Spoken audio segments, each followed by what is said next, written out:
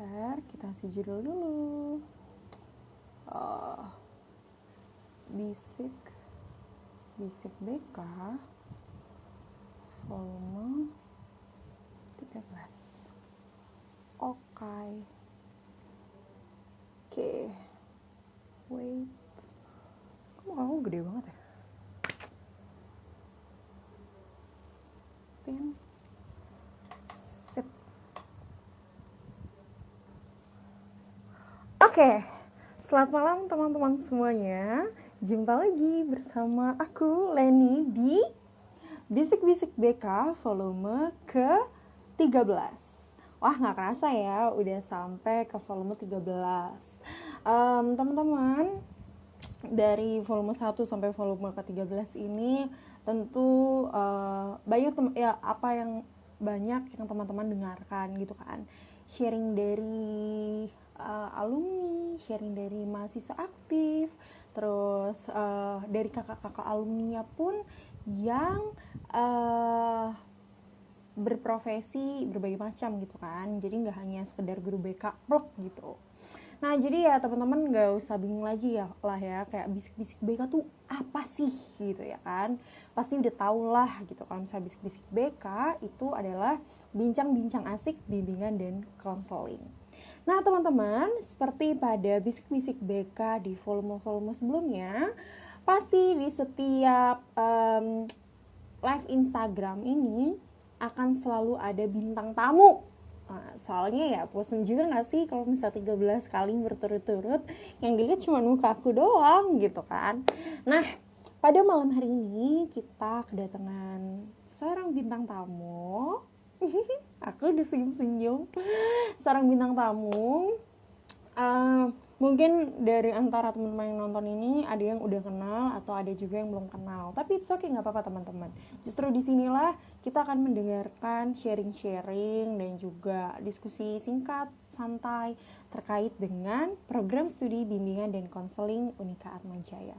Jadi bintang tamu kita pada malam hari ini adalah Jeng Jeng Gary. Wah, tepuk tangan. Oke, aku tahu teman-teman semua pada tepuk tangan di rumah. Langsung aja ya kita undang Gary ke sini. Tadi tuh Gary udah sempat gabung di sini. Sebentar ya. Gary.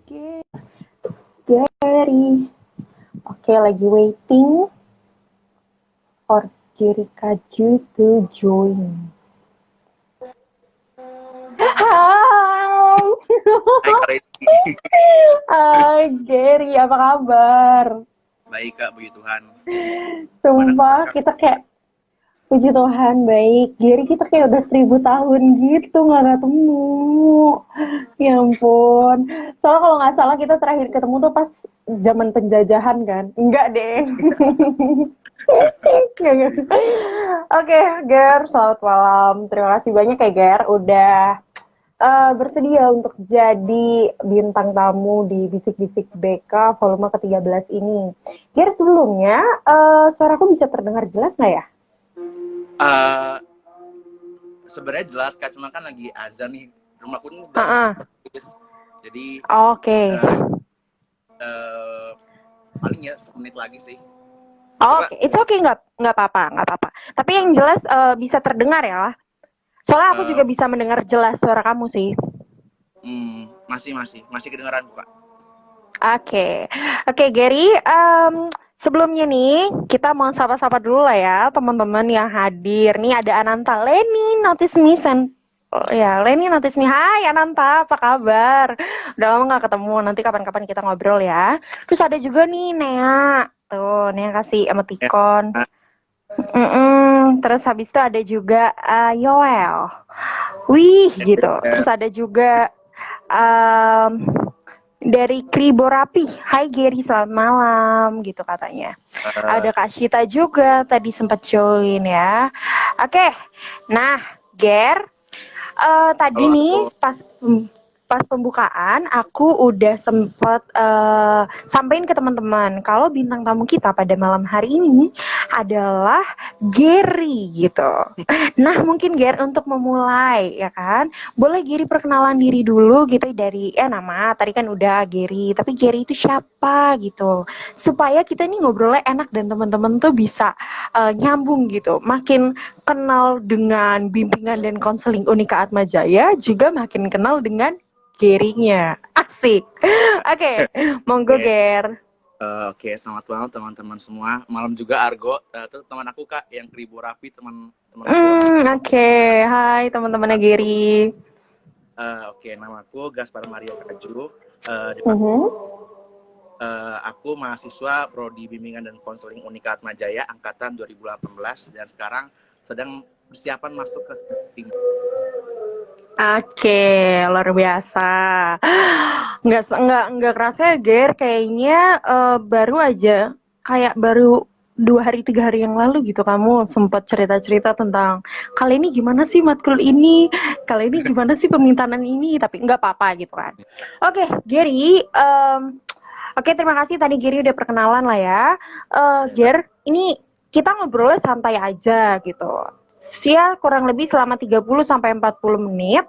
Nanti kita akan dengerin sharing kamu nih ya kan sebagai mahasiswa BK program studi mahasiswa BK Atmajaya angkatan 2018 tentang banyak hal gitu, tentang kuliahnya, tentang kehidupan berorganisasinya, tentang macam-macam lah gitu. Oke, Ger? oke Kak, siap.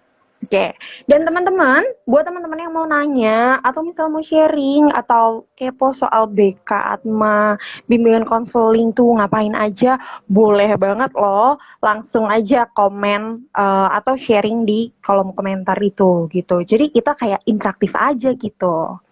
Nah, oke, udah nggak sabar nih dengerin Kak Geri sharing. Oke, Ger, mungkin Ger, pertama lah ya kita ngobrol dulu, kita flashback nih awal-awal pas kamu jadi mahasiswa baru atau calon mahasiswa baru BK Atmajaya. Apa sih Ger yang membuat kamu memilih prodi BK Atmajaya itu sebagai pilihanmu untuk belajar Eh, uh, saat jadi masa-masa mahasiswamu gitu. oke, oke. Eh, Sebelumnya tuh sebenarnya BK tuh bukan pilihan aku satu-satunya Kak sebenarnya. Hmm. Hmm. Sebelum sebelum memilih masuk BK Atmajaya, aku sempat pengen bahkan udah mau daftar di salah satu kampus daerah Cikini. Oke. Nah, ya itu cuma ya sepertinya orang tua merasa mungkin kayaknya kurang pas deh di situ, kayak mungkin kamu kurang cocok di situ. Dan Aha.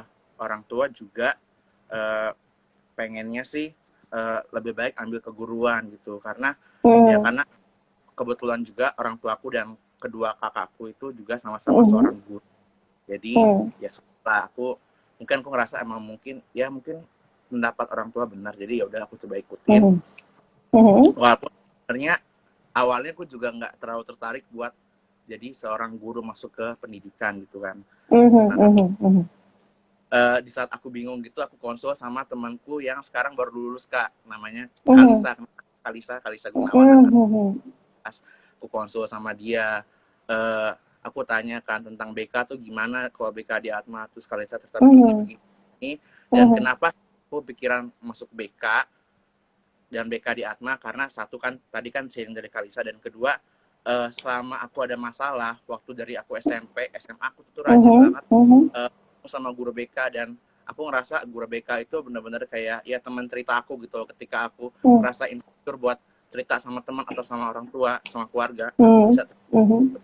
itu kayak ya kayak memotivasi aku gitu, kayak kalau kalau kalau aku aja bisa sembuh karena bisa ya at least bisa mulai kenal masalah ini kenapa bisa kayak begini begini, jadi kayak mulai kenal BK tuh disitu udah ngerasa nyaman banget sama tentang kebekaan gitu Kak. Jadi ya udahlah, aku ngomong sama orang tua aku, ya udah deh aku mau masuk fakultas pendidikan di Atma, Oke. di bimbingan konseling dan puji Tuhan orang tua ngerestuin, kakak juga, jadi ya udah aku Oh, daftar oke. dan Mhm. gitu sampai sekarang udah jadi Oh, oke, puji Tuhan. Jadi dapat restu dari semua pihak ya, Ger? iya kak, betul, Berarti udah sah nih sekarang. udah sah. Oh, oke. Tadi kan kamu sempat cerita ya kalau misalnya pas di awal itu memang kamu nggak punya apa ya keinginan atau cita-cita atau belum kepikiran gitu untuk jadi seorang guru gitu kan. Ya memang kalau misalnya kita tahu, maksudnya apa ya, mungkin sebelum kita mengenal BK, prodi BK lebih jauh, mengenal lebih dalam, itu mungkin kita masih bingung gitu. Emang prospek kerjanya itu apa sih gitu kan? Emang nanti udah otomatis fix langsung jadi guru nggak sih kayak gitu-gitu. Hmm, Sedangkan apa namanya profesi jadi guru tuh apa ya mungkin tidak sebanyak itu diminati oleh anak muda gitu kan mungkin ada yang memang sudah punya panggilan untuk menjadi seorang guru gitu ya Ger tapi kan iya kak. pada masa pada kenyataannya tidak sebanyak itu gitu makanya mungkin masih bertanya-tanya gitu dan wajar banget kalau misalnya memang pas awal-awal baru mau daftar itu sempat bingung dan segala macam cuman aku ngeliat sini untungnya Gary punya teman untuk konsultasi, terus habis itu juga berdasarkan dari pengalaman kamu ya kan, pas sharing-sharing sama guru BK kayak gitu. Terus Gar kalau boleh tahu berarti itu kamu tahu apa tentang jurusan BK tuh sejak sejak kapan ya? Sejak kamu ada misalnya pas udah di akhir SMA kah? Atau pas udah lulus kah? Atau pas kapan gitu kamu baru tahu tentang BK?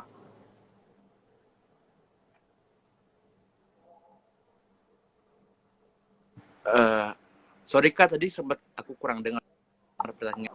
Oh oke, okay. Sebentar ya. Di aku juga kamu masih loading-loading nih. Oke, okay. Tunggu-tunggu ya. Masih loading-loading. Nah, Ger, halo. Udah bisa dengar suaraku? Oke. Iya, Okay. Nah, iya Ger. udah. Tadi aku tanya, Halo, halo, halo. jadi kamu tuh Udah. sejak Udah. kapan kayak kenal tentang BK atau mulai cari tahu tentang BK sih? Karena kan awalnya kamu bilang kamu tuh sebenarnya ini bukan pilihan satu-satunya gitu kan?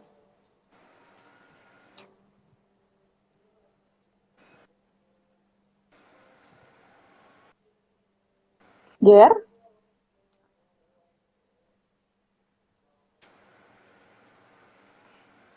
Oh, masih Dengar dikit, putus-putus. udah dengar dikit sedih ya. Dengar? Putus-putus, Oke, okay. masih sekarang juga masih. Tapi Benar. masih ya, Oh, kedengaran dikit-dikit, oke. sorry. Selama Oke. selama kita masih bisa mendengar satu sama lain, semoga bisa tetap lancar ya. Oke. Ya gimana Gia? Awalnya kamu Iya kak, siap. sejak kapan sih mulai Oke. kepikiran gitu, Bang BK?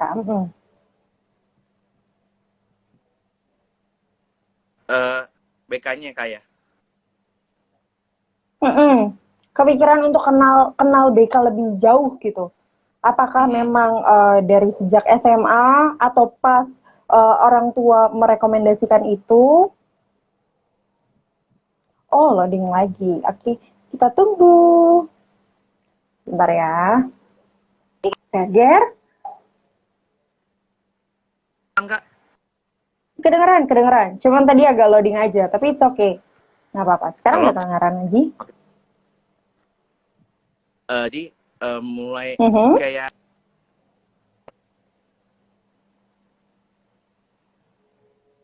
cari tahu tentang BK tuh gimana aja nih. Karena ya tadi kan yang pengalaman tadi yang udah aku ceritain kan kak. Mhm. Searching aku buka tentang BK di websitenya Atmajaya. Mhm.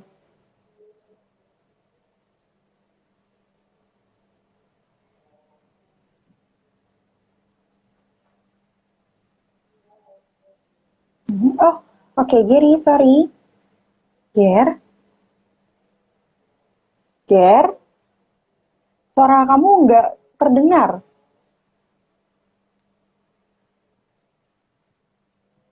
Ger, Oke, coba sebentar ya teman-teman. Bentar, aku chat tuh, Ger. Suaramu hilang.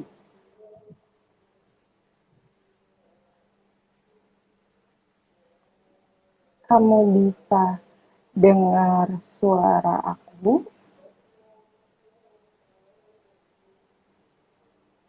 Oh, sama-sama hilang suaranya. Oke.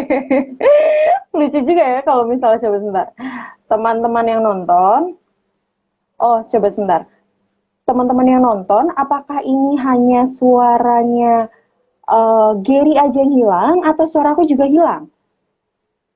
Teman-teman, apakah eh, hanya suara Gary saja yang hilang?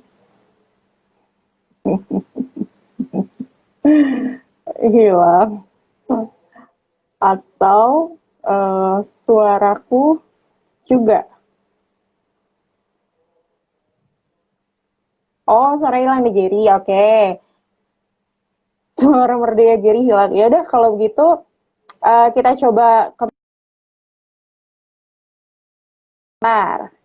Nah, ntar guys. Oke. Uh, uh, hmm.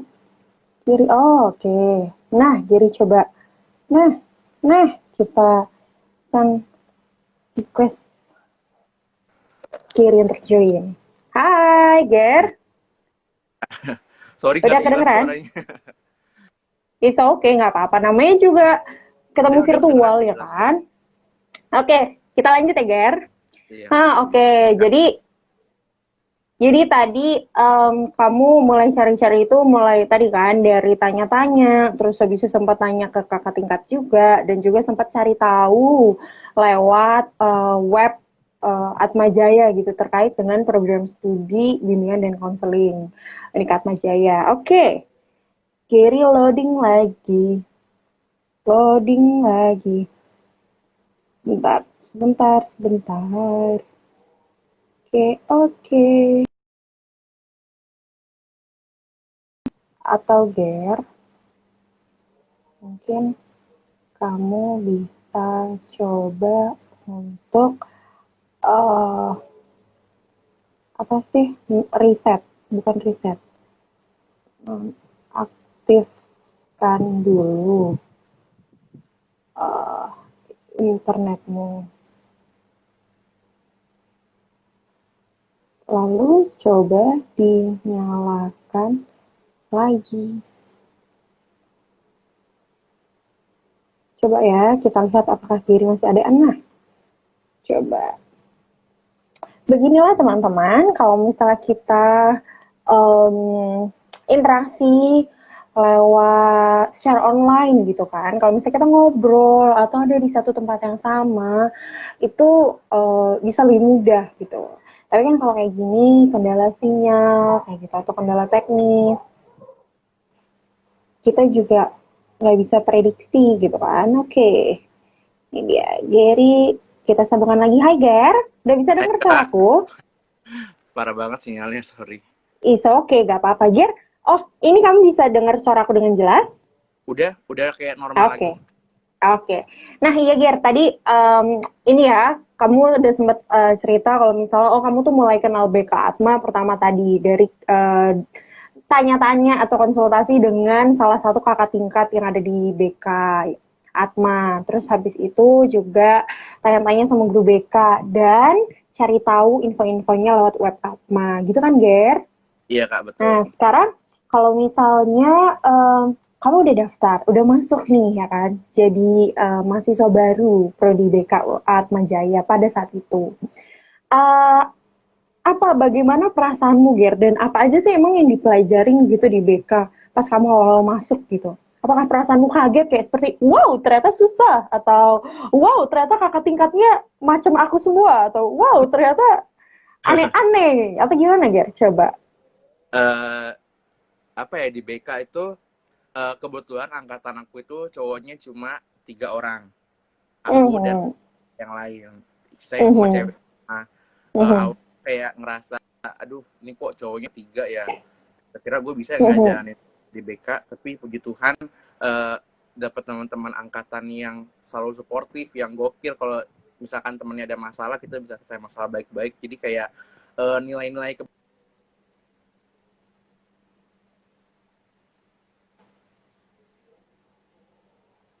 bisa kuliah di BK Mhm. Atma Oke. Jaya, kita dapat teman-teman yang seru, cutting-cutting yang seru, dan semester 5 besok ini intinya tuh ada tiga rumpun ya, tentang psikologi, Mhm. konseling, Mhm. kan.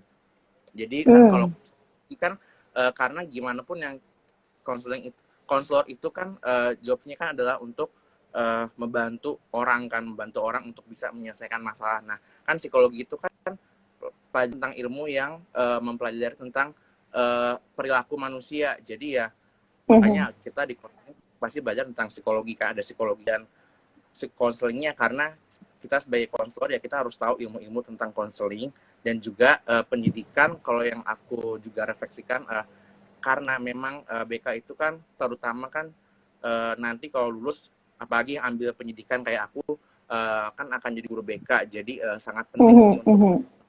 pendidikan gitu sih Kak. Oke, Walaupun yang anak non benar-benar. pendidikan pun juga Mhm. ada tentang pendidikan juga gitu. Oke, benar-benar. Karena kan Nah, ini dari teman-teman. fakultas Heeh. pendidikan dan ada pendidikannya kan. Mhm. Mm-mm. Oke. Jadi pas Nah, tentang kalau pendidikan, jadi mhm, rumpun. betul. Nah, ini teman-teman, berdasarkan sharingnya Gary, ya kan, Gary melihat bahwa memang kalau kita belajar di BK Atma itu ada 3 rumpun belajarnya, ibaratnya gitu, 3 topik besarnya. Yaitu pertama, otomatis tentang konseling, lalu kedua, itu tentang pendidikan, karena program studi BK Atma Jaya itu Iya. ada di dalam Fakultas Pendidikan dan Bahasa. Jadi nanti lulusan dari Prodi BK Atma Jaya itu akan mendapatkan gelarnya Sarjana Pendidikan. Lalu yang ketiga itu belajar tentang psikologi, karena kan belajar konseling itu otomatis memahami individu juga gitu ya Ger. Jadi tidak dipungkiri kalau di dalamnya juga harus belajar tentang psikologi. Banyak hal, tetapi seperti yang Geri bilang tadi, kalau misalnya pun belajar Iya di betul. BK Atma itu ada peminatannya gitu. Jadi walaupun nanti bergelar SPD, tetapi selama prosesnya bisa memilih mau mau peminatan pendidikan atau non pendidikan seperti itu. Oke, ini Gary masih loading lagi. Kita habis ini mau tanya nih ke Gary ya kan. Kira-kira dia itu tadi kan Gary sempat bilang, Ger, halo. Oke. Halo. Nah, tadi kan Gary sempat cerita, terus sempat bilang kalau ya aku kan pendidikan gitu. Nah, mungkin Gary bisa cerita gitu. Proses pengambilan peminatan di BK itu seperti apa? Dimulai dari semester berapa? Seperti itu, Ger. Iya betul. Mm, Eh mm, mm, kalau yang udah aku dapat ini, jadi kemarin pas semester 4 setelah UTS, mm. dosen pembimbing akademik angkatan aku, Mhm. L, yang kebetulan sekarang jadi kabit kemahasiswaan fakultas aku, eh, beliau kayak kasih list nih, siapa aja yang mau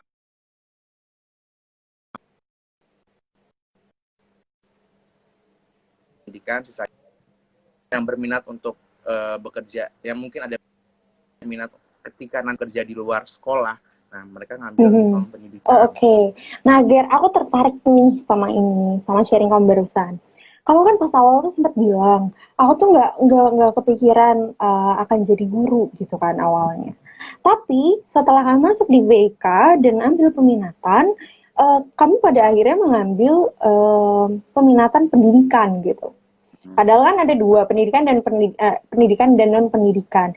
Boleh mungkin kamu ceritain gitu proses akhirnya sampai kamu mungkin ada pengalaman yang membuat kamu tertarik untuk memilih peminatan pendidikan gitu di BK Atma.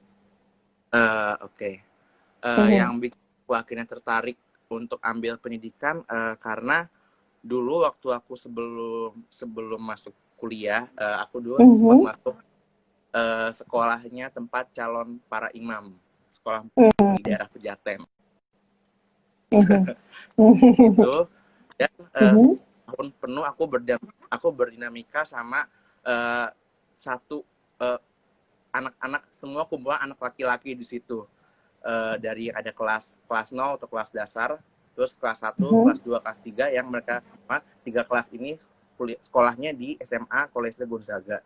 Nah, jadi selama setahun itu aku benar-benar berinteraksi dengan anak-anak yang dalam usia remaja, Kak. Jadi kayak gimana ya? Dan memang aku memang senang banget kan, kayak senang banget bergaul sama anak-anak seusia aku.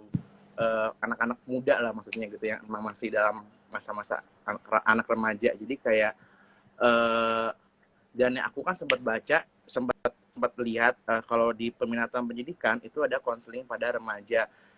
Jadi itu yang bikin aku kayak tertarik, wah ini kan ada tentang konseling pada remaja. Nah mungkin ketika aku belajar tentang matkul ini, aku mungkin bisa ngebantu anak-anak remaja yang mungkin sedang dalam mengalami masalah di tahap-tahap perkembangan masa remaja gitu, Kak. Dan juga waktu aku di sana, aku juga mengajar Bina Iman ke anak SD kelas 5 di SD ada.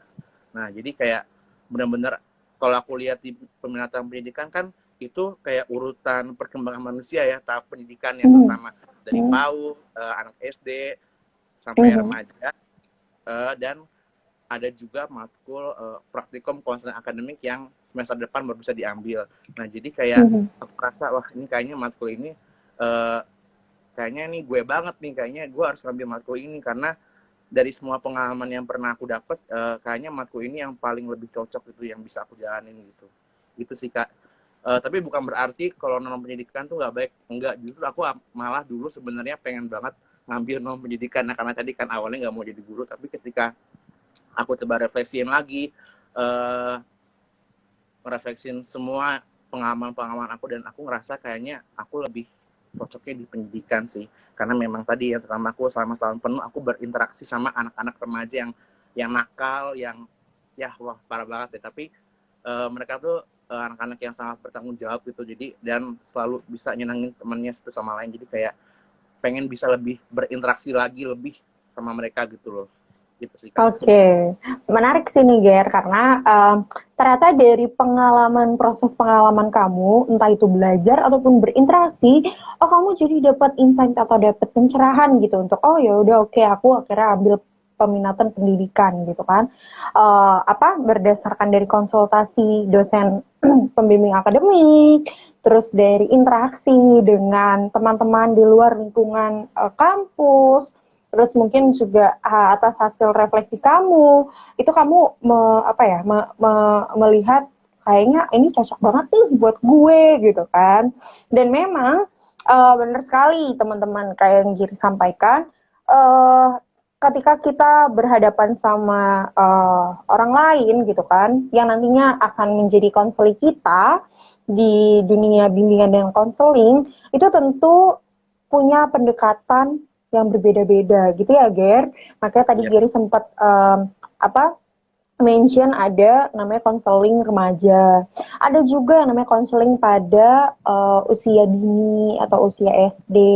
Terus ada juga konseling pada usia dewasa dan konseling pada konseling akademik dan lain sebagainya. Itu sangat kompleks gitu dan spesifik sebenarnya gitu kan. Tinggal kita pilih juga berdasarkan peminatan minat kita, bakat kita, dan arahan tujuan kita tuh mau kemana. Kayak Giri ini gitu. Ya awalnya ada proses bingung-bingungnya, ada proses nggak yakinnya, segala macam, itu wajar ya Ger. Namanya juga dalam proses menentukan pilihan gitu ibaratnya. Menarik sih nih. Terus Ger, tadi kan oke nih udah soal peminatan gitu kan. Nah, boleh nggak kamu ceritain gitu kayak 1 atau 2 pengalaman kamu yang menurut kamu tuh berkesan selama 5 semester ini tuh kamu jadi mahasiswa BK gitu. Entah pengalaman itu apapun ya, pengalaman di dalam kelas, pengalaman belajarnya, atau pengalaman interaksinya, atau pengalaman berorganisasinya, apapun itu. eh, aku mau ceritain mungkin lebih ke ada dua, jadi pengalaman belajar dan pengalaman organisasi. Oke. Yang pertama pengalaman belajar dulu. Pengalaman belajar ketika aku mulai berkuliah di BK, aku mulai kenal tentang pelajaran psikologi, tentang konseling, pendidikan, dan makin kesini tuh kayak walaupun kayak ngerasa makin kompleks, tapi itu makin seru. Terutama aku mulai ngerasa senang kuliah di BK itu ketika di semester 2, yaitu belajar tentang mata kuliah teori dan pendekatan konseling. Jadi kumpulan teori-teori dari para tokoh psikologi, ada Sigmund Freud, Alfred Adler yang tentang konstelasi keluarga, terus juga ada Carl Rogers, ada William Glasser, ilmu-ilmu yang mereka terutama juga ada teori person center, yaitu semuanya itu kembali ke orang itu sendiri, gimana dia bisa selesai masalahnya. Dan aku suka banget sama satu teori ini. Jadi kayak semua masalah tuh ya akan selesaiin kalau ya kita sendiri yang harus selesaiin gitu. Kita nggak bisa mengharapkan orang lain. Mungkin orang lain bisa kayak nggak bisa full kasih bantuan ke kita. Nah, harus kita sendiri yang benar-benar berjuang untuk bisa selesai masalah itu. Nah, itu yang kayak keren juga nih ini. Dan ketika di semester 3 teori itu diaplikasikan ke dalam sebuah bentuk praktik, yaitu mata kuliah keterampilan komunikasi konseling. Nah, jadi aku dapat pengalaman yaitu menjadi seorang konselor dengan mengkonselingi salah satu adik tingkat dari program studi yang lain. Jadi benar berasa gitu pengalaman jadi seorang konselornya gimana, 3 sesi kasih pengalaman konseling, dan itu deg-degan luar biasa. Cuma kayak ketika dan sesi terakhirnya ternyata masalah yang dia punya aku bisa bantu, dan dia bisa menyelesaikan masalahnya itu ketika selesai konseling. Aku sangat kayak bahagia banget, senang banget. Oh, ini nih rasanya jadi seorang konselor. Jadi kayak wah, itu kayak keren banget sih Kak, aku suka banget, dan nggak sabar mau ngelakuin itu lagi gitu. Pengen banget bisa jadi seorang konselor nanti gitu. Oke. Terus Oke, ya, terus. terus yang kedua, yang pengalaman Mhm. organisasi. Mhm. Aku mulai semester 2 aku ikut organisasi mahasiswa tingkat prodi, yaitu himpunan mahasiswa program studi bimbingan dan konseling. Nah, itu selama 3 semester, jadi semester 2, 3, 4 aku masuk di kepengurusannya Kak angkatannya Kaleni. Dan sekarang kebetulan aku menjabat sebagai wakil ketua. Ketua aku namanya Evi. Jadi kayak selama menjadi anggota HMPS ini, aku belajar banyak banget tentang organisasi, tentang bagaimana sih manajemen waktu, bagaimana sih mengatur kira-kira persiapan program kerja yang harus kita buat ini, apakah tujuannya udah benar atau belum, kira-kira program kerja yang ini bisa nggak sih menunjang mahasiswa untuk membantu mereka baik dari segi akademik maupun non akademik. Dan selama kepengurusan kemarin aku ngerasa kayak belajar banyak hal gitu, dan itu semua jadi bekal aku untuk menjadi pemimpin gitu di kepengurusan yang sekarang gitu Kak. Jadi kayak senang banget. Jadi kayak sisi satunya aku bisa banyak belajar tentang akademik, dan sisi lainnya aku bisa kembangin non akademikku lewat pengalaman di organisasi gitu. Gitu sih Kak. Oke. Ini menarik nih. Yang pertama, karena jarang loh, Ger, ada orang suka sama eh pelajaran ngomongin soal teori gitu kan. Apalagi yang tadi kamu ceritain tentang tokoh-tokoh ini segala macam, itu kan suatu hal yang teoritis gitu kan, teoritis banget, pelajarin tokoh, sejarah, teknik dan lain sebagainya. Dan kalau misalnya memang aku boleh sharing, memang ada kalau nggak salah ada 12 teori deh, 12 teori Iya, atau berapa teori gitu. Plus 12 plus dong. lagi, nah plus lagi kalau misalnya kita udah mulai masuk peminatan itu ada otomatis belajar untuk bikin program itu akan lebih banyak lagi teori yang harus kita pelajari. Tapi it's okay gitu. Dari pengalaman Gary, teman-teman semua bisa lihat juga kan, bisa dengar juga di semester 2 udah belajar 12 teori gitu kan. Dan ternyata bisa enjoy aja gitu. Justru 12 teori yang dipelajari itu akan menjadi bekal yang sangat penting, sangat bermanfaat untuk mata kuliah berikutnya, atau ibaratnya untuk jadi bekal kita ketika kita beneran terjun gitu kan, entah itu jadi seorang konselor, entah itu nanti jadi seorang guru BK, entah itu nanti jadi seorang terapis dan lain sebagainya. Banyak hal lah ya kan. Em, Terus habis itu juga tadi Gary sempat cerita, oh Gary masih loading lagi nih. Oke, nggak apa-apa kita tunggu. Ditambah lagi tadi Gary sempat cerita, oh, oke udah enggak nih. Halo Kak. Oke, nah ya tadi sempat Gary juga cerita Nah, eh organisasi gitu kan. Dari organisasi, dari walaupun dari tingkat prodi ya kan, HMPS, BK itu banyak menggarap berbagai macam kegiatan yang berkaitan dengan bimbingan dan konseling. Lomba iya, seminar iya, terus habis itu kegiatan rutin tahunan iya, dan lain sebagainya. Dan itu ternyata menjadi salah satu hal, salah dua deng, ya salah dua hal yang menurut Gary itu paling paling menarik gitu kan untuk apa namanya selama Gary menjadi mahasiswa di Prodi BK Atma.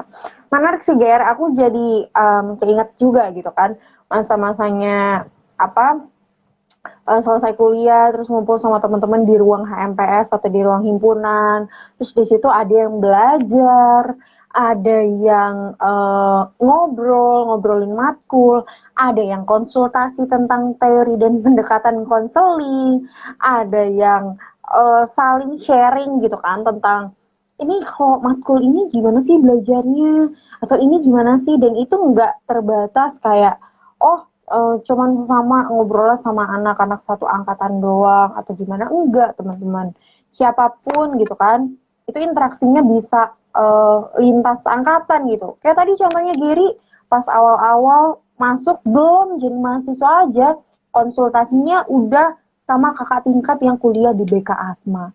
Itu kan menandakan bahwa oh iya ya ternyata gue belum masuk aja kakak tingkatnya bisa baik gitu mau sharing-sharing soal BK, kehidupan gimana, cerita-cerita segala macam. Dan ketika masuk pun seperti itu, dan bisa jadi juga ketika Gary ada di posisi semester 5, semester 6, 7 dan sebagainya, Gary yang nantinya akan menjadi kakak tingkat yang gantian sharing ke adik-adiknya gitu. Ini menarik sih, dan ini juga salah satu hal yang aku pelajarin dan aku syukuri bisa aku dapetin ini di Prodi BK Atma Jaya seperti itu. Lagi kalau misalnya relasi cara belajar di kelas bersama dengan dosen teman-teman di kelas itu juga lingkungan yang asik. Apalagi kalau tadi dari sharingnya Giri kan, Giri satu angkatan cowoknya cuman 3 orang. Awal-awal bingung pas masuk, waduh cuman 3 orang doang, bisa nggak ya gue nyaman belajar kayak gini, belajar di sini. Tapi nyatanya sampai sekarang Gary masih tetap ketahan gitu kan. Dan nggak masalah, dan itu kan jadi salah satu, oh yang nggak, bukan menjadi hambatan untuk tetap bisa semangat belajar gitu. Apalagi kalau misalnya dari segi akademis mah Gary nggak perlu diragukan lagi lah. IPK-nya 4,5 kan, Ger? 5,7 juga. Oh, semakin naik. Oke, benar-benar ya. Aduh, baiklah Ger. Menarik. Oke, terus Ger. Tadi kan kita udah ngomongin soal ininya ya, apa eh sistem apa namanya pengalaman berkesan kamu. Nah, ternyata ada dua kan, dari segi mata kuliah, terus dari segi apa keaktifan berorganisasi gitu kan.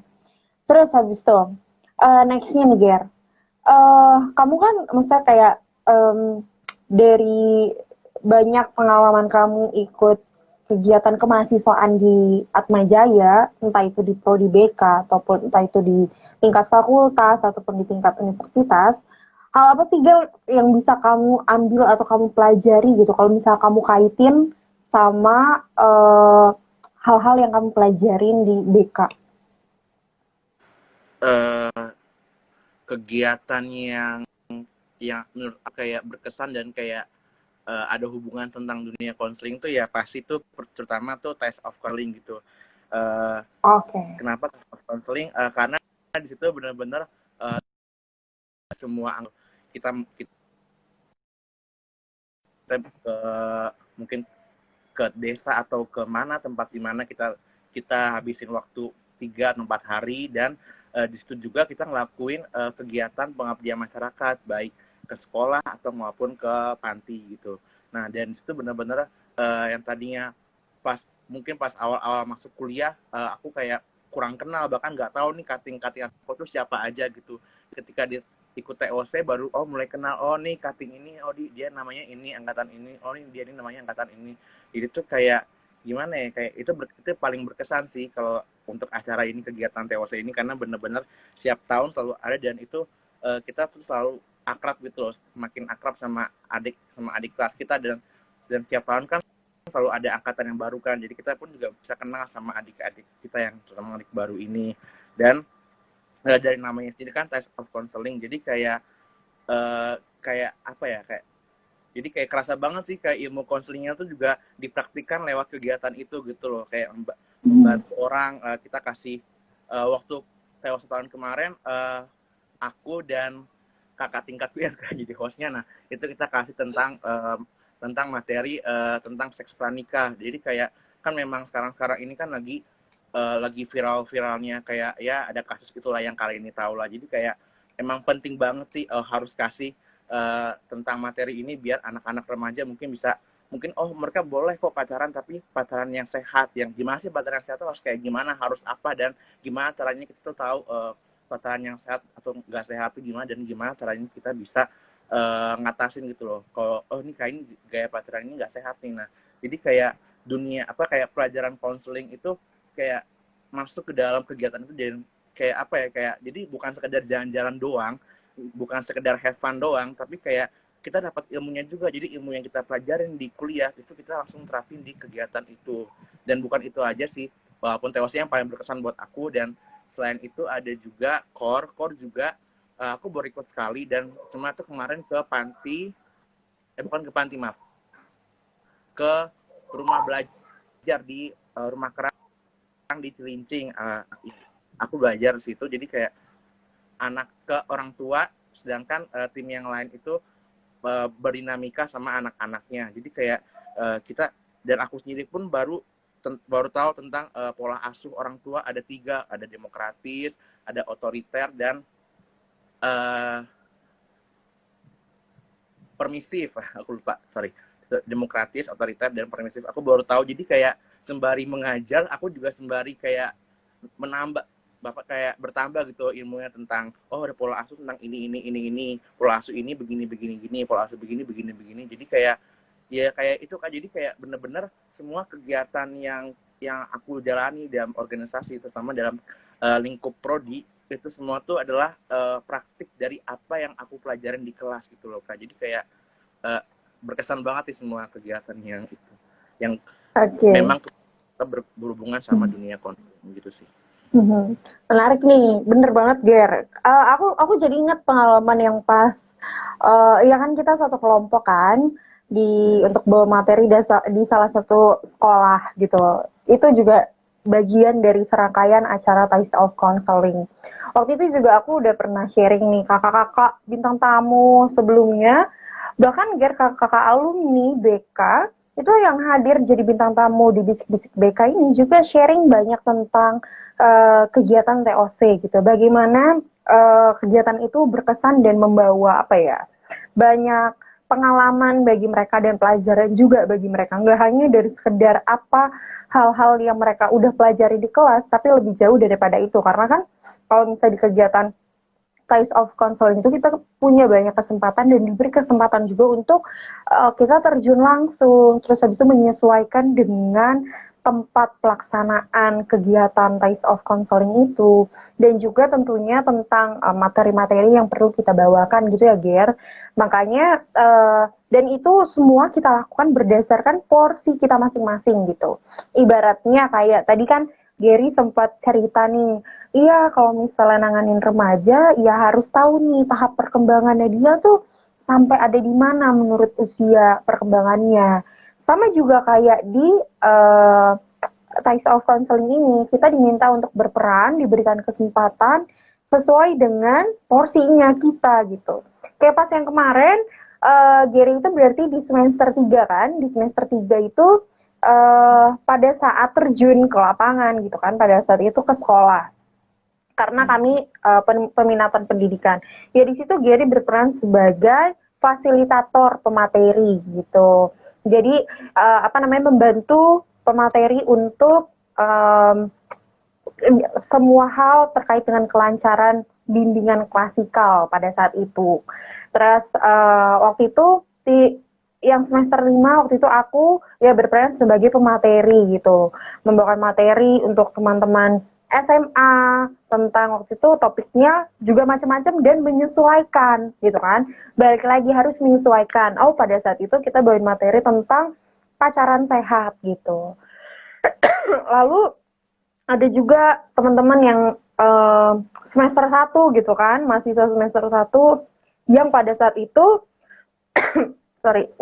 itu berperan sebagai observer gitu. Jadi mengamati siswa-siswi, mengamati peserta didik dan juga mengamati kakak fasilitatornya dan juga kakak pematerinya. Karena itu adalah kegiatan tahunan, di setiap kegiatan tahunan itu di setiap tahunnya mereka akan ganti perannya gitu kan. Kayak Gary di TOC tahun ini otomatis Gary akan jadi posisinya lebih naik nih dari fasilitator, yaitu menjadi pemateri misalnya seperti itu. Dan itu menarik ya Gary, maksudnya banyak sekali hal-hal yang dipelajari. Ya gimana cara kita berhadapan sama orang, terus bagaimana cara kita komunikasi, bagaimana cara kita membawakan ice breaking gitu kan, walaupun kelihatannya itu simple ya kan Ger, maksudnya kayak simple, cuman kan di situ belajar gimana cara kita juga ngebangkitin semangat buat mereka, orang-orang yang baru pertama kali mungkin kita ketemu kayak gitu-gitu. Dan pasti bisa belajar banyak hal lah gitu. Dan juga ada tadi tuh kegiatan core itu, kegiatan sebenarnya itu kegiatan sosial juga, bisa ke yayasan, bisa ke panti sosial, bisa ke tempat rehabilitasi, dan segala macamnya gitu. Jadi banyaklah wadahnya ya Jer untuk kita berkembang, nggak hanya dari segi kognitif kita aja di dalam kelas, tapi juga dari segi prakteknya gitu. Ini ada Angel, hai Angel tuh, hai kakak Gary gitu, bener banget. Menarik sih Ger ini gitu kan. Jadi kayak banyaklah hal-hal yang bisa dipelajari gitu kan. Terus Ger, kita berbicara soal tadi kan udah pengalaman berkesan, terus mata kuliah yang kamu senangi, terus habis itu dari kegiatan kemahasiswaannya, terus habis itu kegiatan organisasinya kamu juga ada cerita. Nah sekarang nih, boleh nggak Ger kayak sharing itu?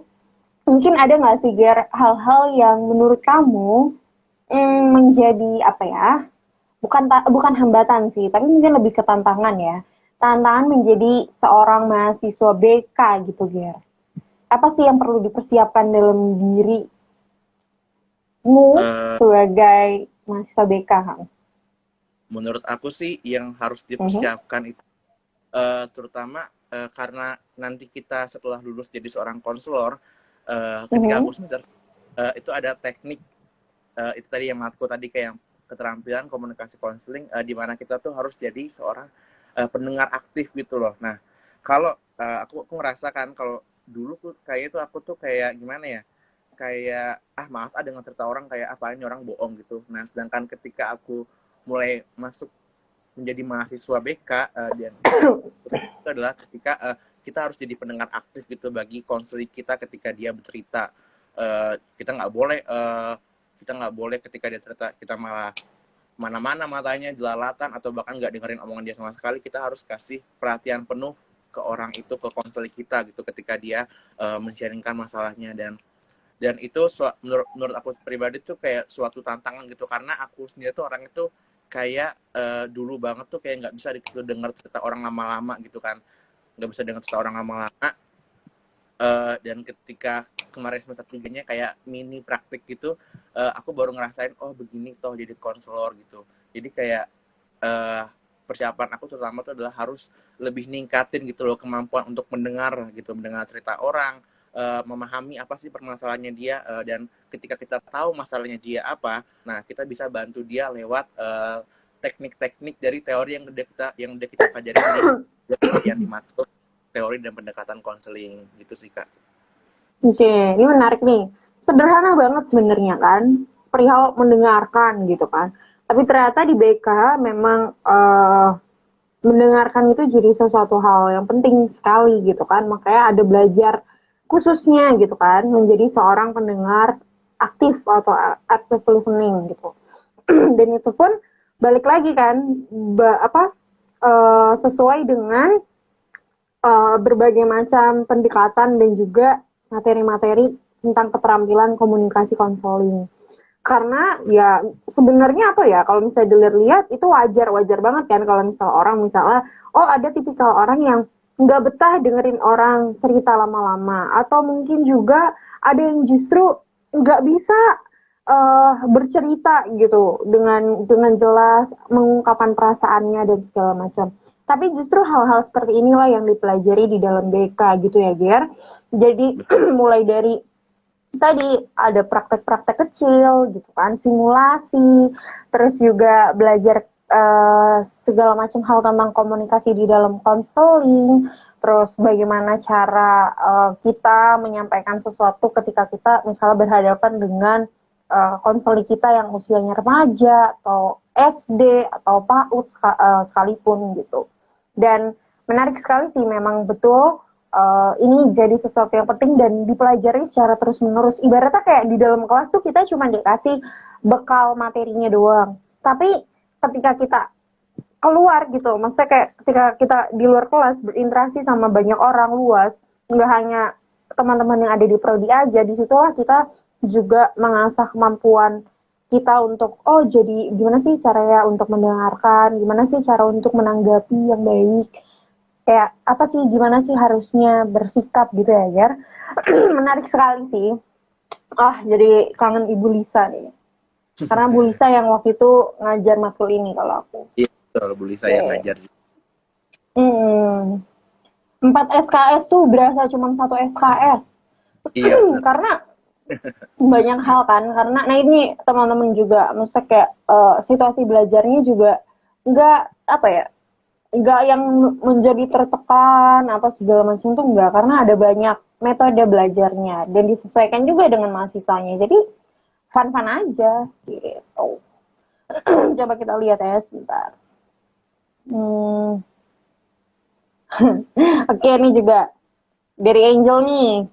Kak Geri, Iya. gimana sih acara HMPSBK tahun ini? Akankah lebih seru? Oh, kalau begitu nih bisa banget nih, Ger. HMPSBK juga bikin live talk Instagram ngomongin soal acara-acara BK, nih keren juga ya kan? Terus nih, sebaliknya enggak, Kak? Kita sebagai konselor juga butuh perhatian penuh. Nah, nih Ger, mungkin kamu mau menanggapi atau mau menjawab pertanyaan dari teman kita Angel. Oke, aku coba jawab Kak. Dari yang pernyataan yang pertama dan kedua tuh kayak satu pertanyaan menurut aku ya Kak ya. Antara SPK tahun ini, oke Angel. Jadi program kerja HMPS tahun ini tuh bisa dibilang sebenarnya tuh program kerja yang udah dijalankan oleh kepengurusan sebelum-sebelumnya, dan ya kita meneruskan apa yang udah baik, program kerja yang baik ya kita teruskan itu ke kepengurusan yang sekarang. Dan tapi emang tantangannya adalah ketika program-program kerja itu yang biasanya dilakukan secara offline tetap muka, nah kita tahun ini harus ngadainnya secara lewat daring, lewat online. PMB Prodi, Akdoma nanti juga menyusul, dan juga kakak asuh benar. Nah jadi kayak gimana ya, kalau seru sih ya itu tergantung dari perspektifnya Angel sendiri sih, seru atau enggaknya gimana. Tapi ya kita sebagai pengurus HMPS kita berusaha memberikan yang terbaik itu, menjadi teman-teman untuk menunjang sisi akademiknya maupun non akademiknya kalian gitu sih Angel. Terus juga yang ketiga, sebaliknya nggak Kak, kita sebagai konselor juga butuh perhatian penuh. Nah menurut aku sendiri ya betul kan, konselor kan juga manusia kan ya, siap manusia pasti juga butuh perhatian, aku pun juga butuh perhatian gitu. Jadi kayak ketika mungkin kalau aku ngerasa ketika aku butuh perhatiannya, aku bisa mungkin cerita ke teman aku. Kan nggak semua aku adalah tipe orang yang sebenarnya nggak terlalu bisa memendam semua masalah itu sendiri. Jadi kayak ketika aku masuk konseling pun aku senang banget karena aku ada teman ceritanya, ada konselornya gitu yang mau dengerin cerita aku, dengerin masalah aku, dan ketika aku butuh perhatian ya aku bisa gitu lari ke teman aku atau ke cutting aku yang bersedia mau dengerin cerita aku, mau dengerin masalah aku gitu sih Angel. Jadi ya konselor juga pasti butuh perhatian juga, walaupun konselor sisi lain juga harus memberikan perhatian yang penuh sama konselornya gitu sih.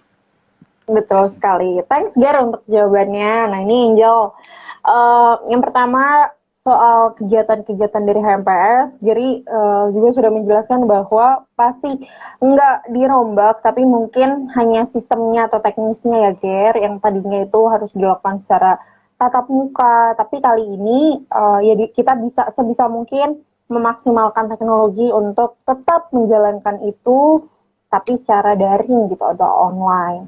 Pastinya dengan berbagai macam kegiatan yang bisa melibatkan banyak teman-teman juga gitu kan.